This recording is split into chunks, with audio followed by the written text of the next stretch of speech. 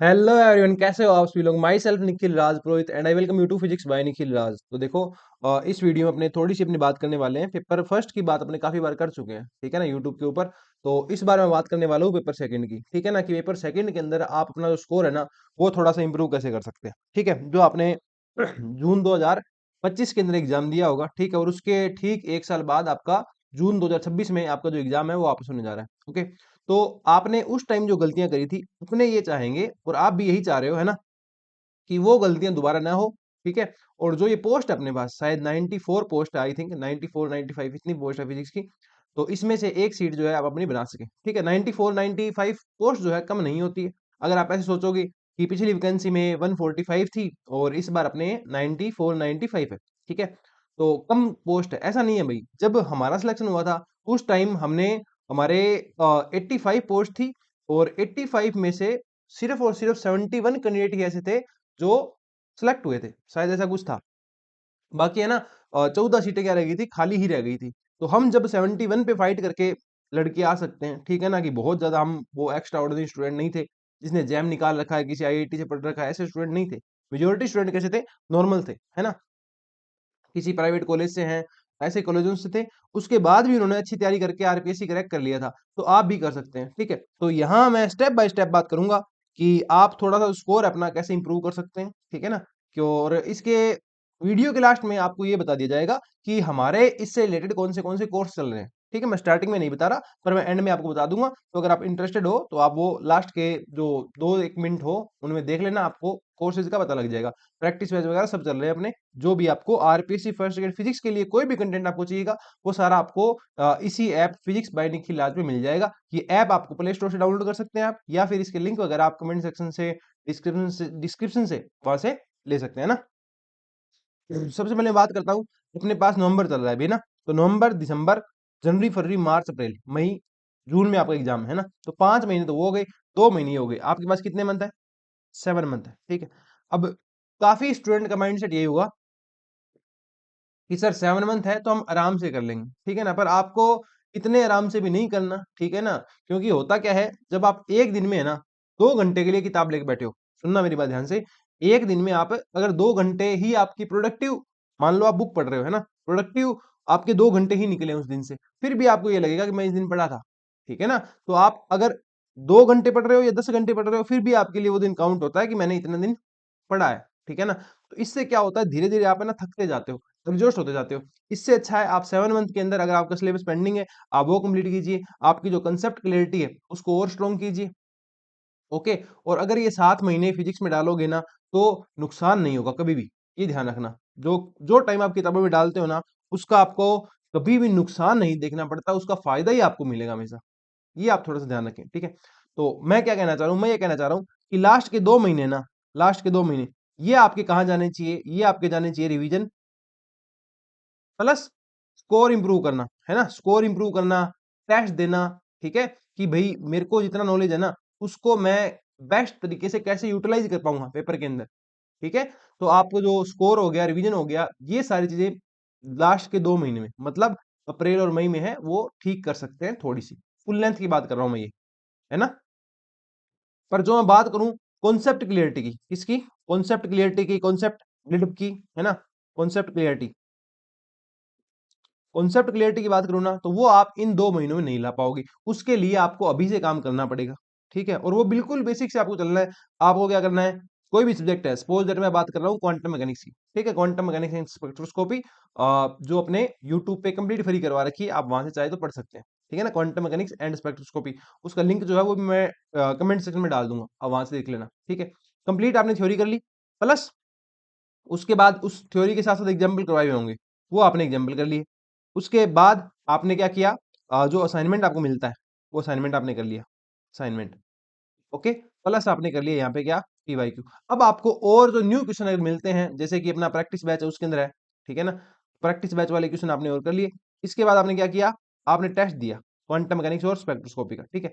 और टेस्ट देने के बाद मुझे ऐसा लगता है टेस्ट देने के बाद आप शॉर्ट नोट्स बनाएं, ताकि आपको ये आइडिया रहेगा, ठीक है, कि कौन सी चीजें इंपॉर्टेंट है और कौन सी मुझे नोट्स में नहीं लिखनी है। क्योंकि अगर शॉर्ट नोट्स के अंदर ही आप क्या करोगे, बहुत सारा लिख दोगे। बहुत सारे बच्चे क्या करते हैं, शॉर्ट नोट्स में हर चीज लिख देते हैं कि ये भी इंपॉर्टेंट है, ये भी इंपॉर्टेंट है। नहीं, मुझे ऐसा लगता है शॉर्ट नोट्स में आप वो चीज लिखिए जो आपको नॉर्मली याद नहीं रहती है। ठीक है, जैसे X P X is equal to iota H cut है, कम्यूटेटर की बात करूं तुम्हें, ये आपको लिखने की जरूरत नहीं है। ठीक है, कुछ कॉम्प्लिकेटेड तुम्हारे पास होते हैं, जैसे कि L X comma L Y is equal to iota H cut, तुम्हारे पास एल जेड, ऐसा कुछ होता है। ठीक है, याद रहता है, अच्छी बात है। नहीं याद होता तो आपको शॉर्ट नोट्स में डालना है। इस तरीके से आपको चलना चाहिए। और ये कॉन्सेप्ट क्लियरिटी अगर आप है ना लास्ट के 2-3 महीनों में बनाने जाओगे ना, नहीं बनेगी, क्योंकि कॉन्सेप्ट क्लियरिटी मांगते हैं टाइम, आपको पूरा टाइम देना पड़ेगा। ठीक है, बिना टाइम दिए आप कॉन्सेप्ट क्लियरिटी जो है वो डेवलप नहीं कर पाओगे।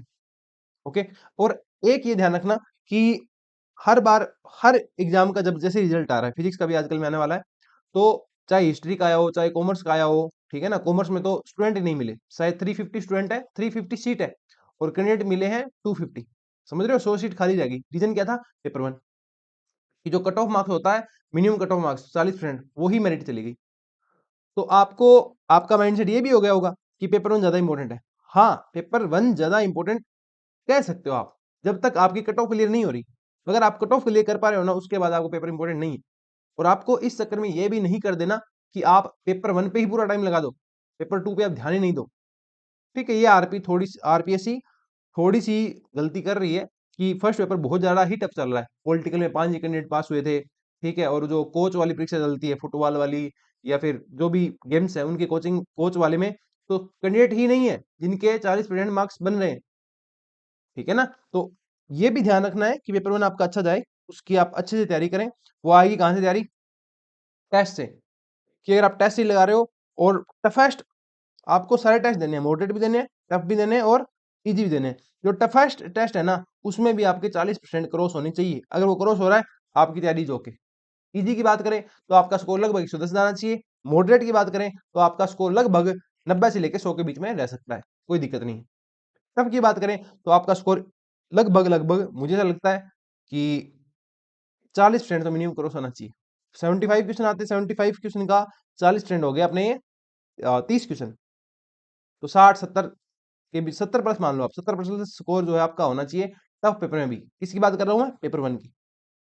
ओके, थोड़ा सा सिलेबस चेंज हुआ है, उसके बारे में चिंता नहीं करनी। 7 मंथ पढ़े, उसमें जो चेंज हुआ है वो बाद में पढ़ लेना। पहले जो आपके पास पहले से पढ़ा है ना, उसको आप पढ़ सकते हैं, बढ़िया से वेरीफाई कर सकते हैं। ठीक है, और सबसे इंपॉर्टेंट रोल हर जगह रहने वाला है किसका, प्रैक्टिस क्वेश्चन का। ये आप थोड़ा सा ध्यान रखें, जब भी आप प्रैक्टिस करते हैं तो प्रैक्टिस आपको ऐसे नहीं करनी कि मतलब जब आप प्रैक्टिस कर रहे हो, नोट अबाउट टेस्ट, टेस्ट आप इजी दो, मॉडरेट दो, बस। मुझे ऐसा लगता है बहुत ज्यादा टफ टेस्ट देके फायदा भी नहीं है। ठीक है, पेपर वन में अलग बात है, क्योंकि पेपर वन में वो टफ डाल देते हैं। ठीक है ना, वो मैं बात कर रहा हूँ अब किसकी, फिजिक्स की, और पेपर वन की प्रैक्टिस की, कि जब आप पढ़ रहे हो उस टाइम आपके जो क्वेश्चन है ना, वो ना तो बहुत ज्यादा टफ होने चाहिए, ना बहुत ज्यादा इजी होने चाहिए। वो होने चाहिए कैसे, रिलेवेंट, जैसे आरपीसी देती आई है क्वेश्चन। ठीक है, इसका सबसे बढ़िया तरीका क्या है, आप पीवाईक्यू करो। सबसे बेस्ट तरीका है, उससे बढ़िया कोई तरीका ही नहीं है। आप पीवाईक्यू करो, है ना, पीवाईक्यू से आपका काम जो है चल जाएगा। अब मैं थोड़ा सा, मैंने पेपर वन की बात कर ली, और पेपर वन के बारे में और भी अपने बात करेंगे। जो अपने मेरी जो बड़ी सिस्टर है आरती राज पुरोहित, उन्होंने अभी हाल ही में जो अपना स्कूल लेक्चरर है कॉमर्स वाला, वो एग्जाम फाइट किया है। ठीक है, काफी अच्छे मार्क्स से फाइट किया उन्होंने। जो कट ऑफ है उससे आई थिंक उनके 70 एक नंबर ज्यादा है। ठीक है ना, 70 मार्क्स बहुत होते हैं भाई, 70 मार्क्स ज्यादा है, जनरल से वो सिलेक्टेड है। तो अपने बात करेंगे, उनका इंटरव्यू लेंगे अपने आजकल में, शायद आज ही आ जाए, कल आए। तो उसमें अपने पेपर वन के बारे में और डिस्कस करेंगे, है ना, क्योंकि कॉमर्स का पेपर है, उसके बारे में तो अपने डिस्कस करेंगे, करके करेंगे भी क्या, क्योंकि आप सारे कैंडिडेट जो हो इस चैनल के ऊपर, सारे के सारे ऑलमोस्ट किसके हो, फिजिक्स के हो। ठीक है, तो पेपर वन के बारे में अपने वहां और क्लियरिटी से बात करेंगे। पेपर टू के बारे में मैं यहाँ और बात कर देता हूँ। ठीक है, तो मैंने तुम्हें क्या बताया, लास्ट के 2 महीने में सिर्फ तुम इंप्रूव ही कर पाओगे। तो जो कॉन्सेप्ट क्लियरिटी है, सिलेबस कंप्लीट करना है, वो आपको अभी करना है। ठीक है, जैसे मतलब 11th का आप कोई चैप्टर पढ़ रहे हो, और टेंशन वाले टॉपिक में आपको दिक्कत आ रही है ना, तनाव वाला जो टॉपिक अपना 11th साइंस में जो आता है, उसमें आपको थोड़ी दिक्कत आ रही है। आपने वो स्किप कर दिया कि लो भाई अब स्किप स्किप कर देते हैं, पेपर आएगा तब ये कर लेंगे। नहीं, ऐसा आपको नहीं करना है। आप 5-1% सिलेबस छोड़ सकते हैं, मुझे ऐसा लगता है। फिजिक्स में तो वो भी नहीं छोड़ना चाहिए। अगर आपकी अप्रोच में ना, तो आप वो भी मत छोड़ो। फिर भी आपको लगता है कि भाई ये तो हो ही नहीं पा रहा बेस्ट देने के बाद भी, तो उसको आप छोड़ सकते हो। 5% को कोई फर्क नहीं पड़ने वाला उससे। जरूरी नहीं है उससे क्वेश्चन आएगा भी। उसका इजी पार्ट आप कर लो, आप करना चाहते हो। जैसे कि मैं छोटा सा एग्जाम्पल देता हूँ कि मैंने जब नेट की तैयारी की थी, ठीक है, मैंने और मेरे फ्रेंड सर्कल ने, ठीक है, तो हम क्या करते थे, हमें सॉलिड और इलेक्ट्रॉनिक्स टफ लगती थी, अब नहीं लगती, पहले लगती थी। तो उस टाइम हमने क्या किया, सॉलिड और इलेक्ट्रॉनिक्स छोड़ी नहीं, सॉलिड और इलेक्ट्रॉनिक्स का बिल्कुल बेसिक पढ़ा, प्लस उसके पीवाईक्यू कर लिए, और उससे हमारा, आप यकीन नहीं मानोगे, 80% तक क्वेश्चन हो जाते थे सॉलिड के और इलेक्ट्रॉनिक्स के। ठीक है ना, क्योंकि एक बात कहते थे मेरे गुरुजी, जिनको मैं फॉलो करता हूँ, देवेंद्र गेदर, कि पेपर में वही क्वेश्चन आता है जो किया जा सकता है। ये ध्यान रखना, पेपर में हमेशा वही क्वेश्चन आएगा जो किया जा सकता है। तो आपको बहुत ज्यादा ही उल जलूल फिजूल क्वेश्चन करने की रिक्वायरमेंट नहीं है। आप रिलेवेंट क्वेश्चन करें, ठीक है ना, मॉडरेट तक के क्वेश्चन कर लें, काफी रहेंगे आपके लिए। ओके, हार्ड वाला तो ऐसे है कि आरपीएससी सोच के बैठ जाए कि भाई मुझे तो सिलेक्शन देने ही नहीं, तो नहीं होंगे तुम्हारे सिलेक्शन, अगर आरपीएससी ही सोच के बैठ जाए। अब फिजिक्स की बात करते हैं, फिजिक्स में मैं बना देता हूँ ऐसे पेपर, है ना, अगर मैं लगूं तुम लगो, तुम आराम से ऐसा पेपर डेवलप कर सकते हो कि किसी के 300 में से अपने 200 छोड़ो, 100 नंबर भी नहीं आए, 50 नंबर भी नहीं आए। इतने टफ डालो आप, इतनी टफ कैलकुलेशन डाल दो, साइन 47 डिग्री का मान पूछ लो, कैसे बता देगा अगला। इस तरीके से आप जो है वो कर सकते हैं। पर मुझे ऐसा लगता है कि अभी जो 7 मंथ आपके पास है, इसमें से पहले जो 5 मंथ है, इसमें आपको ढंग से काम करना पड़ेगा। अगर जीके अच्छा है तो फिजिक्स पे काम करो, फिजिक्स अच्छी है तो जीके पे काम करो, और काम करना मतलब दोनों को लेके साथ साथ चलना है। ठीक है ना, जैसे आप मतलब मान लो आप पर डे जो है आप लगभग 8 घंटे पढ़ रहे हो, मैं नहीं कह रहा आप 10 घंटे पढ़ रहे हो, 8 घंटे आप पढ़ रहे हो, उसमें से डिवाइड कर लो आप, एक 2.5 घंटे का स्लॉट हो गया, ठीक है, और एक 5.5 घंटे का स्लॉट हो गया। 5.5 घंटे के अंदर आप फिजिक्स पढ़ो आराम से, 2.5 घंटे में आप जीके पढ़ो। कब? जब आपका जीके क्या है, वीक है, जो सॉरी जीके आपका क्या है, स्ट्रॉन्ग है। और इसको 4-4 घंटे कर दो अगर आपका जो जीके वाला पोर्शन है वो क्या है, वीक है। ठीक है, वो आप पे डिपेंड करता है, इसको आप 4-4 लेके चलते हो, 5 दिन लेके चलते हो, पर आपको करना सारा ही है। ठीक है, टॉपिक बड़ा, उसकी पीवाईक्यू कर लिए, इस तरीके से आप कर सकते हैं। और अगर आपने सारा सिलेबस कंप्लीट कर रखा है ऑलरेडी, ठीक है ना, फिर आपका सिलेक्शन नहीं हुआ, तो आपको उस माइंडसेट में रहने के लिए प्रैक्टिस करनी जरूरी है। समझ रहे हो, मतलब मान लो आपका सिलेक्शन नहीं हुआ पिछली बार मतलब जून में एग्जाम दिया था, जिसका अभी रिजल्ट आने वाला है, कोई बात नहीं, नहीं हुआ तो, और नहीं हो रहा ना, तो उसके पीछे पीछे नहीं घूमना है। जैसे कि मैं बात करूं, जनरल के अंदर किसी के 230 से कम है, ओबीसी के अंदर किसी के 220 से कम है, ईडब्ल्यूएस में किसी के 210 से कम है, ठीक है, तो उनको इस वैकेंसी का जो रिजल्ट आने वाला है उसका वेट नहीं करना चाहिए। आप आगे वाले एग्जाम की तैयारी करें। सिलेक्शन नहीं होना ये बात नहीं बताता कि आप कम कैपेबल थे, सिलेक्शन नहीं होना ये बताता है कि उन 3 घंटे के अंदर आपने खुद को बेटर मैनेज नहीं किया, जो आपको इस बार करना है। ठीक है ना, मेरे को किसी ने एक बात कही थी कि तुम सिलेक्ट हो गए, इसका मतलब ये नहीं है कि तुम ज्यादा इंटेलिजेंट थे, तुम्हारी तैयारी ज्यादा अच्छी थी, नहीं। ये बात कह रहा है कि जिनकी तैयारी अच्छी थी ना, मॉडरेट टू अच्छी तैयारी जिनकी थी, उनके अंदर से वो 3 घंटे तुमने बेस्ट मैनेज किए, वो तुम्हारा सिलेक्शन हुआ। और वो कब आता है, जब तुम्हारी कॉन्सेप्ट क्लियरिटी हो, तुमने बहुत सारे क्वेश्चन कर रखे हो, तुमने पीवाईक्यू कर रखे हो, तुमने प्रैक्टिस कर रखी हो, बढ़िया, उसके बाद टेस्ट लगा रखे हो। ठीक है, तो आपको थोड़ा सा बिल्कुल बेसिक पे ध्यान देना चाहिए, थ्योरी को बहुत ज्यादा बार बार पढ़ने की जरूरत नहीं है, क्वेश्चंस के थ्रू आप अपनी थ्योरी रिवाइज करें। ओके, जब भी आप रिवाइज करते हैं तो अपनी नोटबुक के जो क्वेश्चन है, जितने भी क्वेश्चन है, वो आपको एक बार देखने हैं, और हर बार जरूरी नहीं है हर क्वेश्चन को पेन लेके सोल्व करना, आप उसको देख भी सकते हो। वो कॉन्सेप्ट आपको बस रिवाइज हो जाना चाहिए कि इस तरीके का क्वेश्चन आता है तो उसको मैं ऐसे कर सकता हूँ। इतना करने से आपका जो काम है वो बढ़िया में चल जाएगा। ठीक है, ये थोड़ा सा पेपर 2 के बारे में थी। और मैं थोड़े से टिप्स लिखूं तो ये है कि पेपर 2 के बारे में बात कर रहा हूं मैं, है ना, don't take it lightly, take it lightly, आपको इसको लाइटली नहीं लेना है, ये ध्यान रखना कि पेपर 1 टफ आ रहा है, पेपर 1 की तरफ चलो सारे, पेपर 2 छोड़ दो, नहीं, ऐसा नहीं है। इजी इजी कर लो, हो जाएगा, नहीं होगा, पहले बता रहा हूँ, नहीं होगा। ठीक है ना, इजी टू मॉडरेट आपको करने पड़ेंगे, थोड़े अच्छे क्वेश्चन भी करने पड़ेंगे, आपको सारी सारी चीजें जो है रिवाइज होनी चाहिए। जो फॉर्मूले आपको कह दिए जाए, ये कमिट टू मेमोरी है, आपको याद रखने हैं, तो वो आपको याद ही रखने हैं, उनके अलावा आप कुछ नहीं कर सकते उनका, ये आप ध्यान रखेंगे। दूसरा, नो न्यू क्वेश्चन और कॉन्सेप्ट, टेस्ट की बात अलग है, ठीक है ना, concept in last 2 month, 2 month कह दो, 1 and 5 मंथ कह दो, 2 मंथ तो मैंने ज्यादा लिख दिए, ठीक है ना, इतने तो कोई नहीं देता मेरे हिसाब से, 1 7.5 मंथ कर लो आप। लास्ट के 2 महीने में आपको कुछ भी नया नहीं पढ़ना है, जो पढ़ रखा है ना उसको रिवाइज करना, क्योंकि भी काफी बड़ा सिलेबस है, बीएससी भी है, एमएससी भी है, 11 12 भी है। ठीक है, और एट लीस्ट आपको क्या करना है, 95% सिलेबस करना है, जो 5% रह गया ना, उसको क्या कर लेना, आप इजी पार्ट कर लेना। ठीक है, और 8 आवर पर डे आपको एटलीस्ट स्टडी करनी है, सारी डिस्ट्रैक्शन हटा दो अपनी, अपना इंस्टाग्राम हटा दो, फेसबुक हटा दो, ठीक है ना? जहाँ तुम रील्स देखते हो वो सब कुछ हटा दो, और इसके अलावा जो भी चीज़ें आपको डिस्ट्रैक्ट करती है, ठीक है? अब आप समझदार हो, इससे आगे मेरे को बोलने की ज़रूरत नहीं है। जो भी चीज़ें आप डिस्ट्रैक्ट करती है, उस पे आप थोड़ी-सी लिमिटेशन रखो, ठीक है? और अगर तुम्हें डिस्ट्रैक्ट कर रही है, तुम डिस्ट्रैक्ट होते जा रहे हो, तो सिंपल सी बात है, जिस चीज़ पे तुम्हारा ध्यान होना चाहिए, उस चीज़ पे तुम्हारा ध्यान नहीं है। तुम्हारा ध्यान होना चाहिए पढ़ने पे, मेरा ध्यान होना चाहिए पढ़ाने पे। अगर आप और मैं दोनों ही डिस्ट्रैक्ट हैं, तो सिंपल सी बात है, अपना ध्यान उन पे है, ना तो पढ़ने पे, ना पढ़ाने पे। जब ध्यान नहीं होगा, तो चीज़ें ग्रो नहीं करेगी। आपके जो टारगेट है, उन तक आप नहीं पहुँचोगे, मेरे जो टारगेट है, उन तक मैं नहीं पहुँचूँगा। ठीक है ना? थोड़ा-सा डिस्ट्रैक्शन के बारे में भी आप सोचना, लिख लेना इस चीज़ को। कितनी सी तो बात है, जून तक की तो बात है, जून के बाद करते रहना जो आपको करना है। स्कूल जॉइन किसने कर रखा है, ठीक है, कोई बात नहीं, आप हाफ टाइम तक के लिए स्कूल जाएँ, कोई इश्यू नहीं है। पर जब आपका एग्ज़ाम आता है, उस टाइम आप स्कूल छोड़ दें, और उस टाइम तक सारे पेपर भी हो चुके होंगे, ठीक है ना? कि तुम्हारे पास इस बार फरवरी में एग्ज़ाम हो जाएँगे। फरवरी में तुम्हारे बोर्ड के एग्ज़ाम हो जाएँगे, ठीक है? और मार्च के अंदर तुम्हारे जो बच गई, बिना बोर्ड वाली क्लासेस जो है, 11th-12th हो गई, ये सारे एग्ज़ाम भी हो जाएँगे। सीबीएसई वालों के भी एग्ज़ाम हो जाएँगे। मार्च के बाद आप फ्री हो, अप्रैल, मई 2 ढाई महीने आराम से। तो उस टाइम स्कूल छोड़ के अपना ढंग से टाइम देके 10 घंटे, 12 घंटे, 13 घंटे अपनी जो चीज़ें हैं उनको रिवाइज़ करना और बेटर की तरफ जाना, ठीक है? और ऐसा नहीं है कि हाँ भाई ये ईज़ी हो जाएगा आपके लिए, नहीं, आपको मेहनत करनी पड़ेगी, आपको वो धूप जो है उसमें तपना पड़ेगा, तब जाके आप जो है वो रिज़ल्ट निकाल पाओगे। सिलेक्शन नहीं होता, कोई बात नहीं, पर एक बार आपको वो तपस्या जो है वो करनी ही पड़ेगी। जब आप तपस्या कर लोगे, पूरे पक जाओगे, तो सोना भी बन जाओगे। ये ध्यान रखना, है ना? पूरा ढंग से आपको उसके अंदर इन्वेस्ट करना पड़ेगा, जब तक ढंग से इन्वेस्ट नहीं करोगे, ढंग से रिटर्न्स नहीं आएँगे, ये ध्यान रखना। ढंग से इन्वेस्ट कर दोगे, तो फिर गोल्ड कैसे जा रहा है आसमान पे, वैसे ही तुम जाओगे। ये थोड़ी चीज़ें हैं, ध्यान रखना। सिंपल कॉन्सेप्ट मैंने तुम्हें बता दिया, थ्योरी, नोट्स, क्वेश्चन, पीवाईक्यू और रिवीजन और टेस्ट।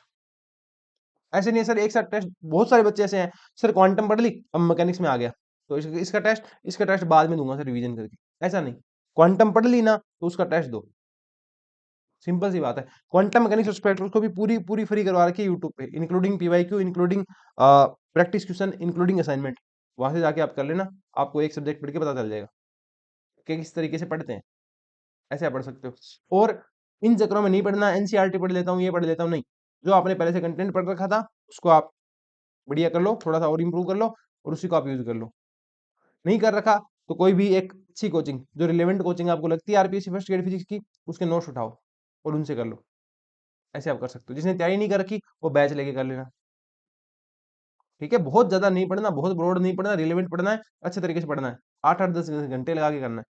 अगर ऐसे करोगे तो हो जाएगा। थोड़ा सा आपका मैटर करता है माइंडसेट, आपका जो माइंडसेट है बिल्कुल लेजर बीम की तरह होना चाहिए।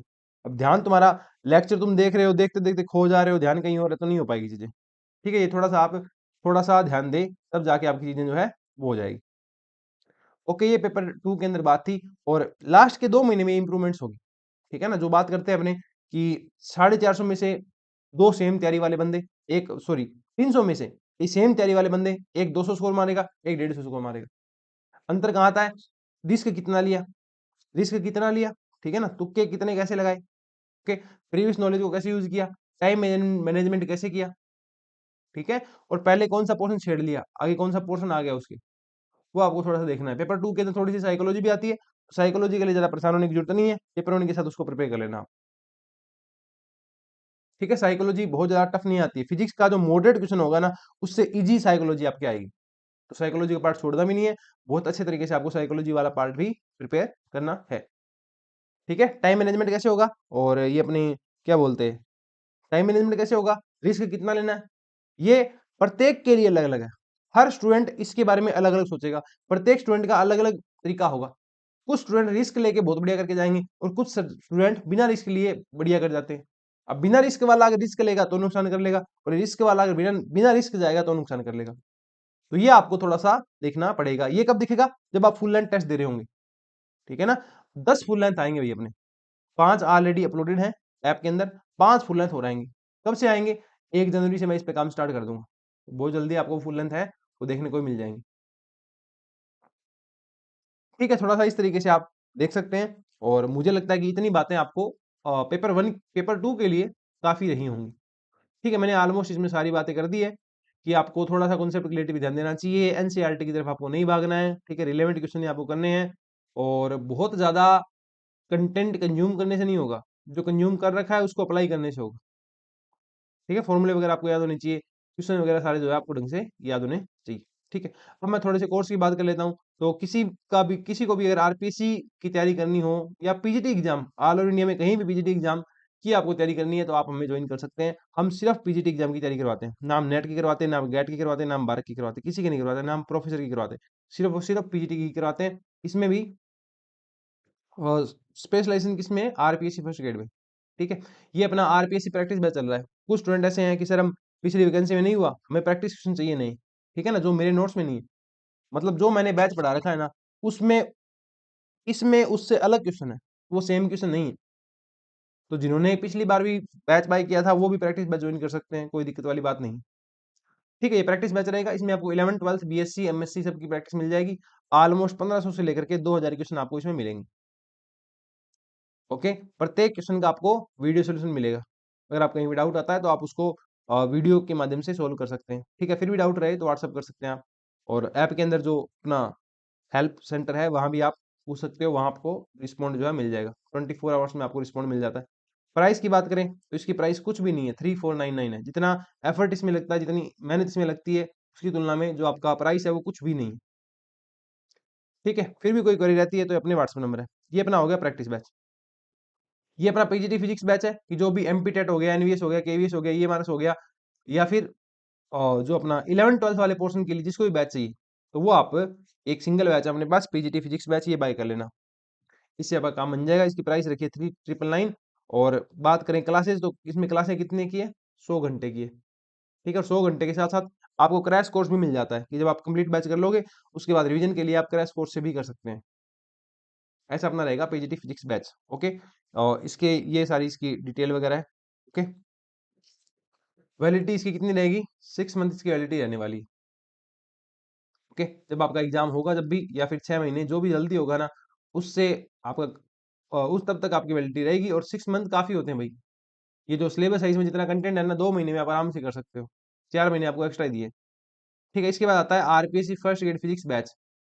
उसके बाद RPSC first year physics batch आता है जिसमें आपकी कंप्लीट बैच है, वो 11 12 भी है, बीएससी भी है, एमएससी भी है, पीवाईक्यू भी है, प्रैक्टिस बैच भी है। जो प्रैक्टिस बैच पहले था ना वो भी इसमें इंक्लूड कर दिया, प्रैक्टिस बैच भी है, असाइनमेंट भी है, एग्जाम्पल भी है, सब कुछ है एक सिंगल बैच के अंदर। सिंगल बैच आप बाय करते हो तो आपको कहीं और जाके कोई भी बैच बाय करने की रिक्वायरमेंट है नहीं पड़ने वाली। ठीक है, इस बैच के फीचर आप देख सकते हो कि इसकी जो प्राइस रखी है हमने 11,349 रुपये रखी है, जो हमसे मिनिमम हो सकता था वो हमने रखी है। और इसमें ग्रुप में आपके पास हमेशा लेक्चरर्स रहेंगे डाउट बताने के लिए, टेस्ट सीरीज भी इसमें इंक्लूडेड है। ठीक है, और वैलिडिटी इसकी कितनी रहेगी, आपके एग्जाम डे तक। जब तक आपका एग्जाम नहीं हो जाता तब तक आपके पास ये बैच जो है वो रहेगा। ओके, जब आपका बैच एग्जाम हो जाएगा तब आपका जो बैच है वो रिमूव कर दिया जाएगा। इसके अंदर आपको 300 घंटे का कंटेंट मिलेगा, थ्योरी मिलेगी, डिटेल पीवाईक्यू मिलेंगे, असाइनमेंट मिलेंगे, सब कुछ मिलेगा। मतलब ये सिंगल जो बैच है वो काफी रहेगा। और मैं सबसे ज्यादा रिकमेंड आपको यही करूंगा, आप ये बैच बाय करना। अब आप 11 12 कहीं से पढ़ते हो, बीएससी कहीं से पढ़ते हो, एमएससी कहीं से पढ़ते हो, तो जो गाइड करते हैं, ठीक है, रिलेट करते हैं। मैं जब कहता हूँ बीएससी में कि भाई ये चीज मैंने वहां पढ़ा दी थी, तो वहां पढ़ के आए हो, नहीं पढ़ के आए, थोड़ी सी वो दिक्कत हो जाती है। सिंगल बैच ये बाय करोगे, यहीं से पढ़ोगे सारा कंटेंट, तो कोई ज्यादा दिक्कत नहीं आ रही होगी, है ना। और बहुत बढ़िया रिव्यू है, अगर किसी ने बैच बाय कर रखा हो हमारा पहले से तो उससे आप पूछ लेना उसको कैसा लगा रिव्यू। ठीक है, तो ऐसा नहीं है, मेरे भी आप पे कह रहा हूँ, मुझे भी काफी स्टूडेंट ने कहा, काफी मुझे अच्छे रिव्यूज मिले, तो मैं आपको वो शेयर कर रहा हूँ।